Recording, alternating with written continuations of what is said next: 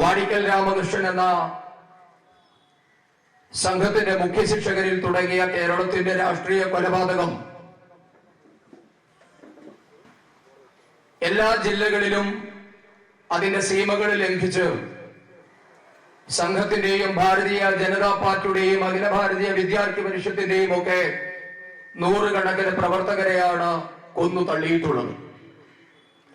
പക്ഷെ പരിമലയിൽ 1996 സെപ്റ്റംബർ മാസം 17-ാം തീയതി നടന്നതുപോലെ ഒരു ക്രൂര സംഭവം ഇന്ത്യയുടെ ചരിത്രത്തിലില്ല.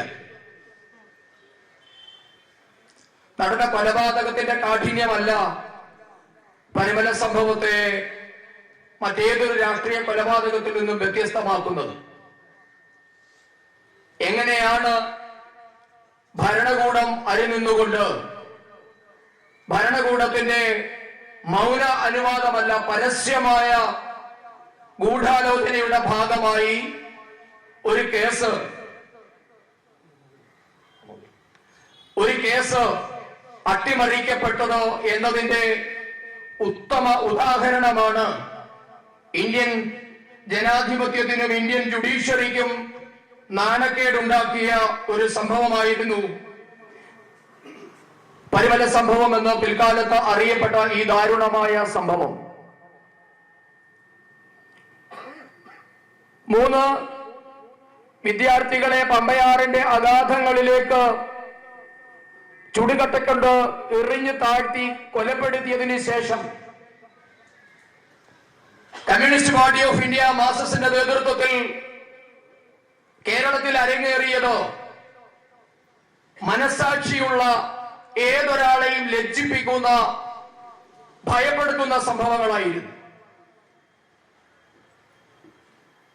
മാനവവാദത്തിന്റെ അപ്പോസ്തലൻ എന്ന വാഴ്ത്തുപാട്ടുകൾ ഏറെ കേട്ടിട്ടുള്ള ഏറമ്പാലെ കൃഷ്ണൻ നായനാർ എന്ന EK നായനാരാണ് അന്ന് കേരളത്തിന്റെ മുഖ്യമന്ത്രി.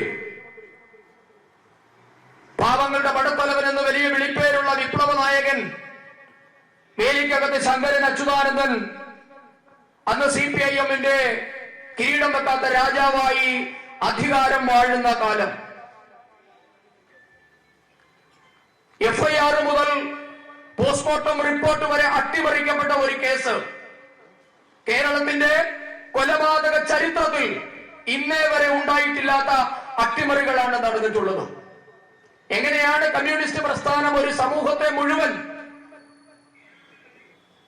അവരുടെ ക്രൂരമായ ധ്വംസകൾ ഉപയോഗിച്ച് ഇല്ലായ്മ ചെയ്യുന്നത് എന്നത് പരിമലയിൽ തെളിഞ്ഞു. വലിയ മാനവവാദിയായി വാഴ്ത്തപ്പെടുന്ന EK നായനാർ അന്ന് നിയമസഭയിൽ സബ്മിഷൻ ഉന്നയിക്കപ്പെട്ടപ്പോ അന്നത്തെ കോൺഗ്രസ് നേതാക്കന്മാരോട് ചോദിച്ചത് ABVP-ക്കാര് ചത്താൽ അനക്കെന്താ എന്നായിരുന്നു. VS അച്യുതാനന്ദൻ എന്ന വലിയ പാവങ്ങളുടെ പടത്തലവൻ ആട്ടിയത് മദ്യപിച്ച് വെള്ളത്തിൽ ചാടിയവർ പാന്റിന്റെ പോക്കറ്റിൽ വെള്ളം കയറി മരിച്ചതിന് നിങ്ങൾക്കൊക്കെ എന്ത് സൂക്കേടാണ് എന്നാണ് VS അച്യുതാനന്ദൻ ചോദിച്ചത്. പ്രിയപ്പെട്ടവർ, ഇവരൊക്കെയാണ് നമ്മുടെ ഇടയിൽ വലിയ മാന്യന്മാരായി വിലസി നടന്നത്. പിൽക്കാലത്ത് ഈ കേസ് പരിഗണിച്ച പത്തനംതിട്ടയുടെ അഡീഷണൽ ജഡ്ജായിരുന്ന വർഗീസ് T. എബ്രഹാം അദ്ദേഹത്തിന്റെ വിധിന്യായത്തിൽ ഇങ്ങനെ കുറിച്ചു: Prosecution has suppressed the material piece of evidence and the genesis of occurrence. The start is suppressed, its continuation is concealed, and the terminal point is shut out, with the result that no reasonable person is able to find out the truth of the case. Investigating officers are changed within hours, one after another. Accused persons in the original FIR are deleted and others are newly included. ഇന്ത്യയുടെ ജുഡീഷ്യറിയുടെ ചരിത്രത്തിൽ ഒരു ജഡ്ജും പറയാത്ത വിധിന്യായമാണ് Pathanamthitta additional judge പറഞ്ഞത്.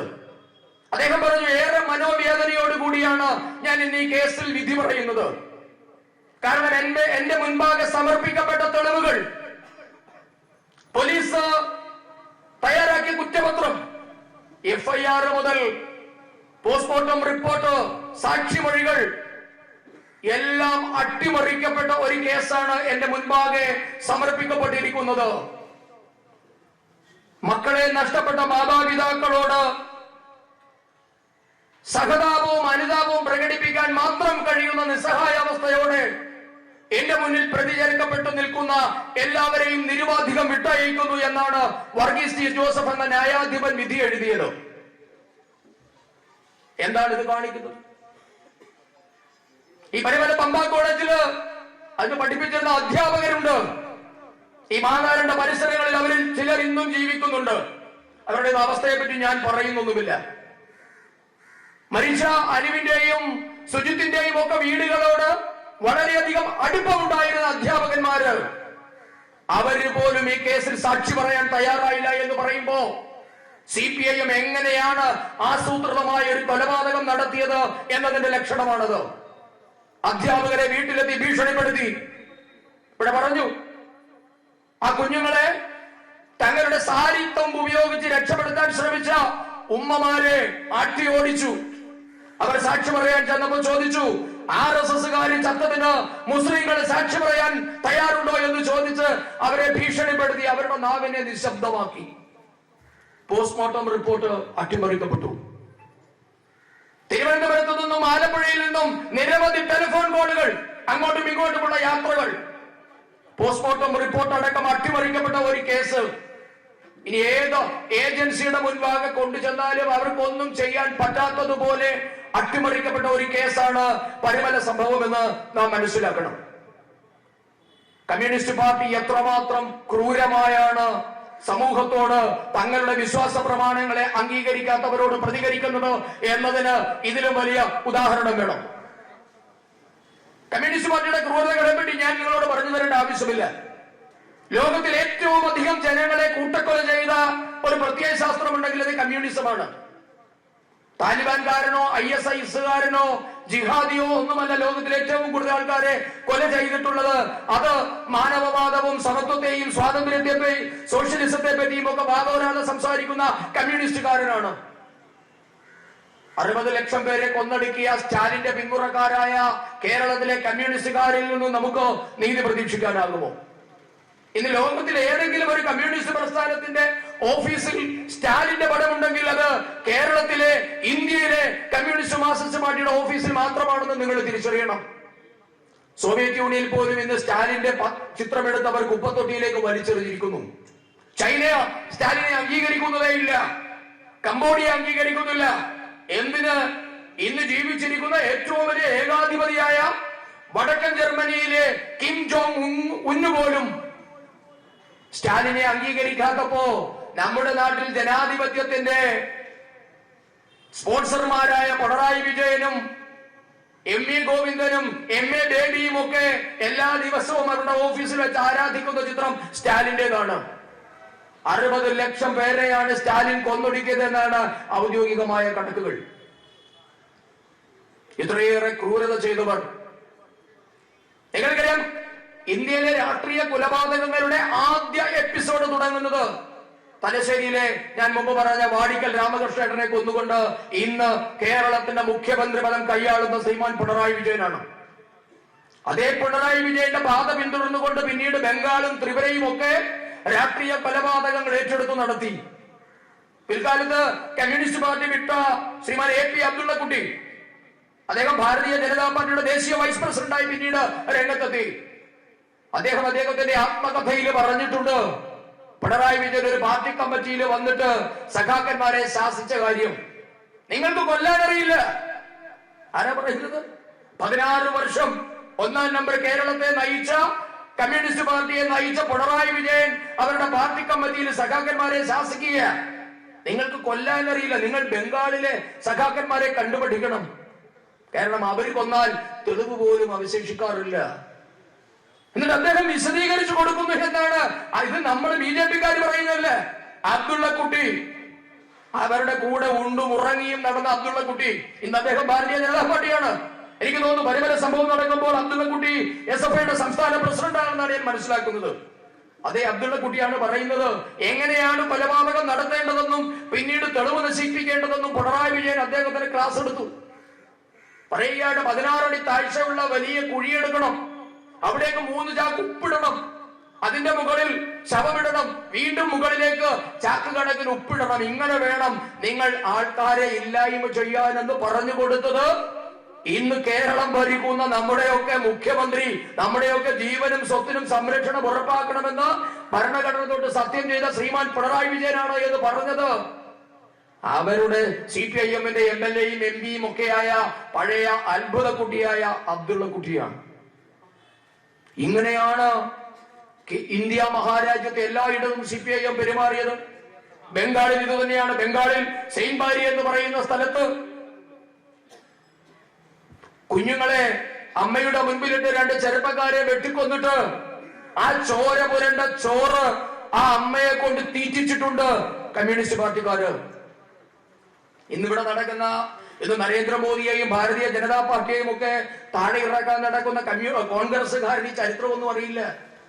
പശ്ചിമ ബംഗാളിൽ കോൺഗ്രസ്സുകാരെ ഏറ്റവും കൂടുതൽ വേട്ടയാടിയത് communist ഗുണ്ടകളാ. സെയിൻബാരിയിലെ 2 സഹോദരങ്ങളെ കൊന്ന് സ്വന്തം അമ്മയെ കൊണ്ട് ചുടുചോര വീണ ചോറ് തീറ്റിച്ചവന്മാരാണ് കമ്മ്യൂണിസ്റ്റുകാരെന്ന് ഞങ്ങളെ എതിർക്കുന്ന കോൺഗ്രസ്സുകാരന്മാര് മറന്നു പോകണ്ട. ഇന്നെന്താ പാർട്ടിയുടെ അവസ്ഥ എന്ന് ഞാൻ പറയുന്നില്ല. CPIM-ഉം പിണറായി വിജയന്റെ കിങ്കരന്മാരും ഒക്കെ കുഴി കുഴിച്ച് ഉപ്പിട്ട് മൃതദേഹങ്ങൾ സംസ്കരിച്ചു എങ്കിൽ ഇന്ന് ബംഗാളിൽ പാർട്ടിയെ ജീവനോടെ ജനങ്ങള് കുഴിച്ചു മൂടിയിരിക്കുകയാണ്. ഇത് ബംഗാളിലെ CPIM-കാരൻ ഓടി അഭയം പ്രാപിക്കുന്നത് ഭാരതീയ ജനതാ പാർട്ടിയുടെ ഓഫീസുകളിലേക്കാണ്. കാരണം ഇന്ന് തൃണമൂലുകാരന്റെ ഇന്ന് അടിമേടിക്കുകയാണ്. ഇത് ബംഗാളിൽ എവിടെയെങ്കിലും ചെങ്കൊടി ഉയർത്തിയാൽ അടി ഉറപ്പാണ്. പഴയ CPM ഓഫീസുകളൊക്കെ ഇന്ന് ഭാരതീയ ജനതാ പാർട്ടിയുടെ ഓഫീസുകളായി മാറിക്കൊണ്ടിരിക്കുന്നു. ഇതാണ് ബംഗാളിന്റെ ചിത്രം. ത്രിപുരയുടെ അവസ്ഥയെ പറ്റി ഞാൻ പറയുന്നില്ല. ഇങ്ങനെ ഭരിച്ച നാടുകളെ മുഴുവൻ മുടിച്ച ചരിത്രമാണ് കമ്മ്യൂണിസ്റ്റ് പാർട്ടിക്കുള്ളത്. പക്ഷെ കേരളത്തിൽ മാത്രം ഇന്ന് കമ്മ്യൂണിസം എന്ന് പറഞ്ഞാൽ എന്തോ ദിവ്യത്വമുള്ള സംഗതിയാണ്. കമ്മ്യൂണിസ്റ്റ് പാർട്ടി കൊണ്ട് ഈ നാട് രക്ഷപ്പെടുമെന്നൊക്കെയാണ് ആരെങ്കിലും കരുതുന്നുണ്ടെങ്കിൽ നിങ്ങൾ വിഡ്ഢികളുടെ സ്വർഗത്തിലല്ല, വിഡ്ഢികളുടെ നരകത്തിലാണ് എന്ന് പറയേണ്ടി വരും. എന്താ കമ്മ്യൂണിസ്റ്റ് പാർട്ടി ഭരിച്ച 36 വർഷം ഭരിച്ച പശ്ചിമ ബംഗാളിന്റെ അവസ്ഥ എന്താ? അല്ല, കേരളം 1-ാം നമ്പറാക്കിയത് കമ്മ്യൂണിസ്റ്റുകാരനാണെന്നാണല്ലോ കുട്ടിയുടെ വീര പോലെ ഇടയ്ക്കിടയ്ക്ക് പറയുന്നത്.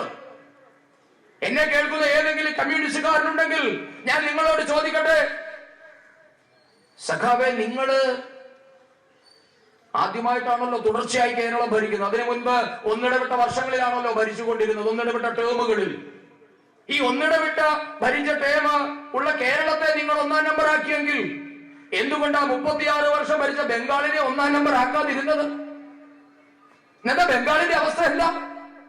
ഇവിടെ എന്നെ കേൾക്കുന്ന നിങ്ങളുടെയൊക്കെ വീടിന്റെ കക്കൂസ് പോരാൻ വരുന്നതാരാ?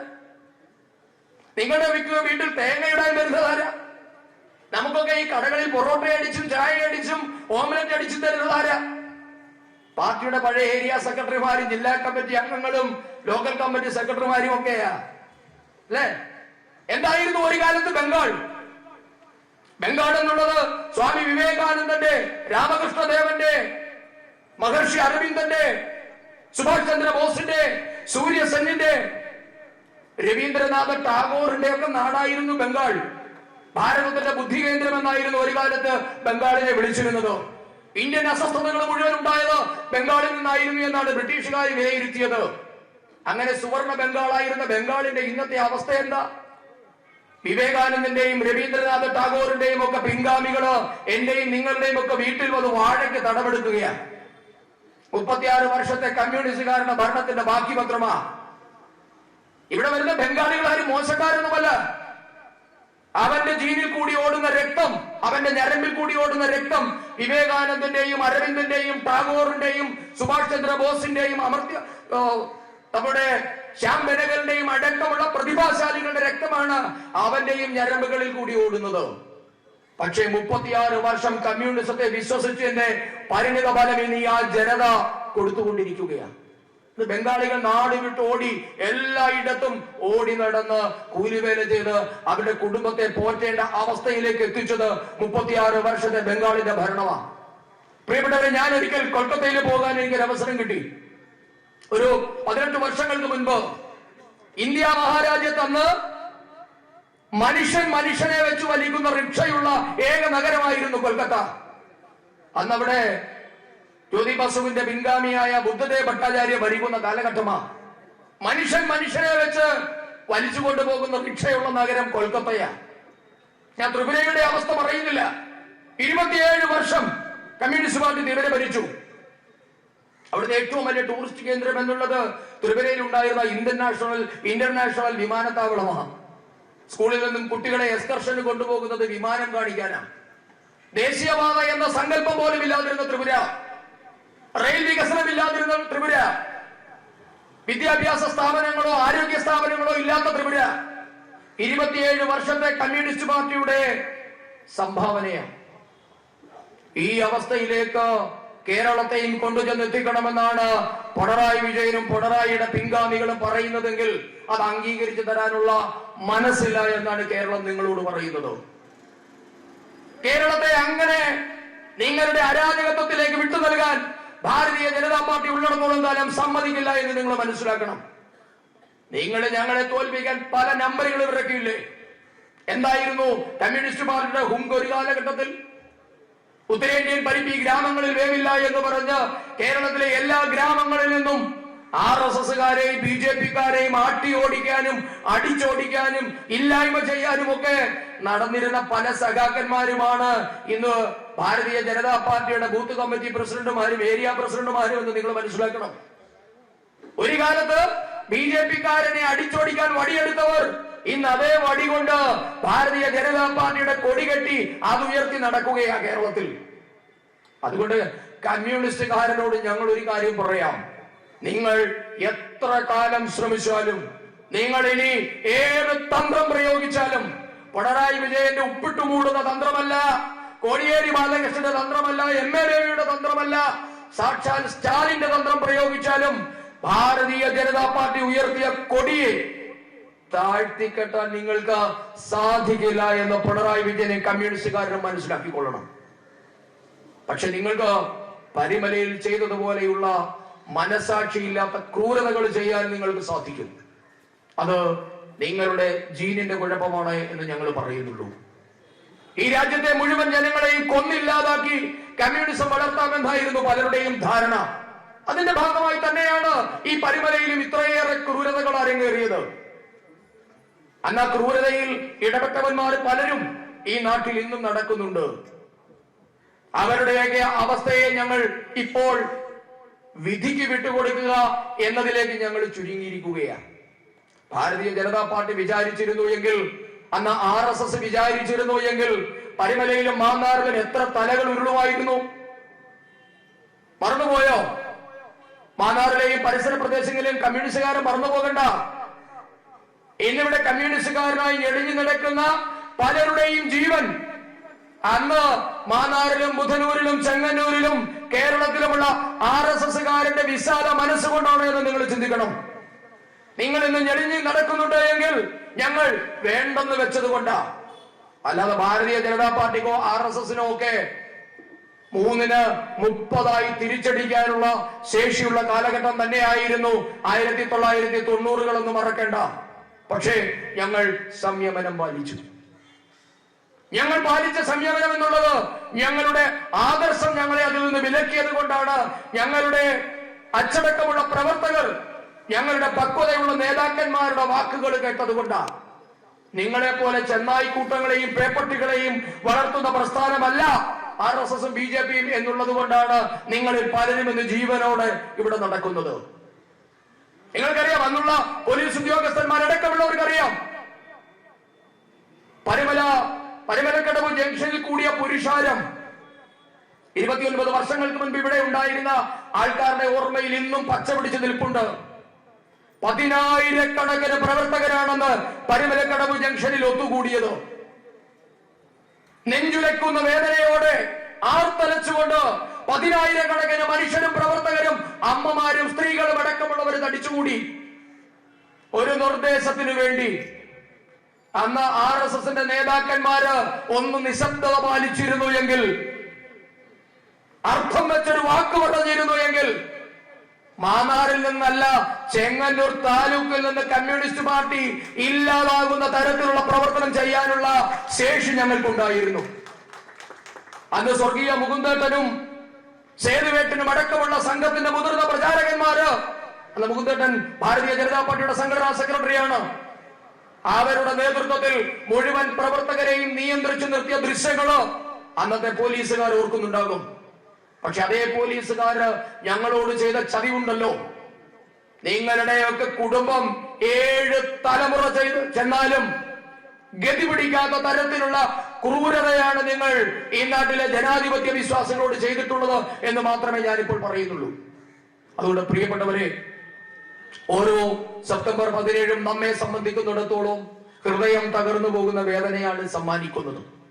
അതിലുപരി ഈ നാടിന്റെ സമാധാനം നിലനിർത്താൻ, ഈ നാട്ടിൽ ജനാധിപത്യം പുലരാൻ, ഈ നാട്ടിൽ സമത്വം ഉണ്ടാകാൻ, ഈ നാട്ടിൽ ശാന്തി ഉണ്ടാകാൻ, സമാധാനം ഉണ്ടാകാൻ ഭാരതീയ ജനതാ പാർട്ടിയും RSSും തീരുമാനിച്ചത് കൊണ്ടാണ് ഇന്നും നമ്മൾ ഇവിടെ അന്തസ്സോടെ ജീവിക്കുന്നത്. രക്തസാക്ഷികളെയും ബലിദാനികളെയും വിറ്റ് ജീവിക്കുന്ന പതിവ് ഭാരതീയ ജനതാ പാർട്ടിക്കും RSSനും ഇല്ലാത്തത് കൊണ്ട് മാത്രമാണ് ഞങ്ങൾ ഒരു തിരിച്ചടിക്ക് മുതിരാതിരുന്നത്. അതുകൊണ്ട് പക്ഷേ സെപ്റ്റംബർ 17 എന്നുള്ളത് നമ്മുടെ എല്ലാവരുടെയും മനസ്സിന്റെ അടിത്തട്ടിലുള്ള ഒരു നോവാണ്. അത് എത്ര തലമുറ കഴിഞ്ഞാലും ആ ആദർശം, ആ നോവ് ഞങ്ങള് കൈമാറി സൂക്ഷിക്കും. ഓരോ സെപ്റ്റംബർ 17 നമുക്ക് പ്രതിജ്ഞ പുതുക്കലാണ്. ഇത്രയേറെ ജനാധിപത്യ വിരുദ്ധമായ, മനുഷ്യത്വ വിരുദ്ധമായ ഒരു ആദർശത്തെ, ഒരു ആശയത്തെ ഈ നാട്ടിൽ നിന്ന് ആശയം കൊണ്ട് തന്നെ നേരിടുമെന്ന് ഓരോ സെപ്റ്റംബർ 17 ഞങ്ങൾ പ്രതിജ്ഞ പുതുക്കുകയാണ്. ഞങ്ങൾ അങ്ങനെ ഓരോ സ്ഥലങ്ങളിലും പ്രതിജ്ഞ പുതുക്കിയതിന്റെ ഭാഗമാണ് ഇന്ന് കമ്മ്യൂണിസ്റ്റ് പാർട്ടി ഉപ്പുവെച്ച കലം പോലെയായിരിക്കുന്നത്. ഈ സെപ്റ്റംബർ 17 അതിന്റെ മറ്റൊരു തുടക്കം മാത്രമാണ് എന്ന് നിങ്ങളെ ഓർമ്മപ്പെടുത്തിക്കൊണ്ട്, ജനാധിപത്യത്തിന്റെ എല്ലാ അന്തസ്സത്തെയും ഉൾക്കൊണ്ടുകൊണ്ട്, ജനാധിപത്യപരമായ രീതിയിൽ തന്നെ ഞങ്ങൾ നിങ്ങളെ ഇല്ലായ്മ ചെയ്യുമെന്ന മുന്നറിയിപ്പ് നൽകിക്കൊണ്ട് ഇവിടുത്തെ കോൺഗ്രസുകാരോട് കൂടി ചില കാര്യങ്ങൾ പറയാം. കോൺഗ്രസ് മുക്ത ഭാരതം എന്ന് ഞങ്ങൾ പറയുമ്പോ കമ്മ്യൂണിസ്റ്റുകാരൻ നിങ്ങളെ ബംഗാളിൽ ഓടിച്ചിട്ട് അടിച്ചില്ലായ്മ ചെയ്യുന്ന കോൺഗ്രസ് മുക്ത ഭാരതമല്ല ഭാരതീയ ജനതാ പാർട്ടി സ്വപ്നം കാണുന്നത്. നിങ്ങൾ ഇന്ന് മാതാമ്മയുടെ അടിമകളായി നടക്കുന്ന കോൺഗ്രസുകാരെ ഭാരതാംബയുടെ അടിമകളാക്കി മാറ്റുക എന്നതാണ് കോൺഗ്രസ് മുക്ത ഭാരതം എന്നതുകൊണ്ട് ഭാരതീയ ജനതാ പാർട്ടി ഉദ്ദേശിക്കുന്നത്. അത് ഇവിടെ സാധ്യമാകുമെന്ന കാര്യം നിങ്ങളെയും കൂടി ഓർമ്മപ്പെടുത്തിക്കൊണ്ട് കോൺഗ്രസുകാരനും കമ്മ്യൂണിസ്റ്റുകാരനും ചേർന്ന് ഭാരതീയ ജനതാ പാർട്ടിയെ ഇല്ലായ്മ ചെയ്യാനുള്ള ശ്രമങ്ങൾ നിർബാധം തുടരണമെന്ന് ആവശ്യപ്പെട്ടുകൊണ്ട് ഇവിടെ വന്നെത്തിച്ചേർന്ന എല്ലാ പ്രവർത്തകരെയും അഭിവാദ്യം ചെയ്തുകൊണ്ട് സെപ്റ്റംബർ 17 നൽകുന്ന ഈ ഊർജം നമ്മളുടെ പ്രവർത്തന പന്ഥാവിൽ, നമ്മളുടെ മുൻപോട്ടുള്ള പ്രയാണത്തിൽ കരുത്താകട്ടെ എന്ന് ആശംസിച്ചുകൊണ്ട് അനുവിന്റെയും സുജിത്തിന്റെയും കിം കരുണാകരന്റെയും ദീപ്തമായ ഓർമ്മകൾക്ക് മുൻപിൽ ശതകോടി പ്രണാമങ്ങൾ അർപ്പിച്ചുകൊണ്ട് ഞാൻ എന്റെ അധ്യക്ഷ ഭാഷണം നിർത്തുന്നു. വന്ദേ മാതരം.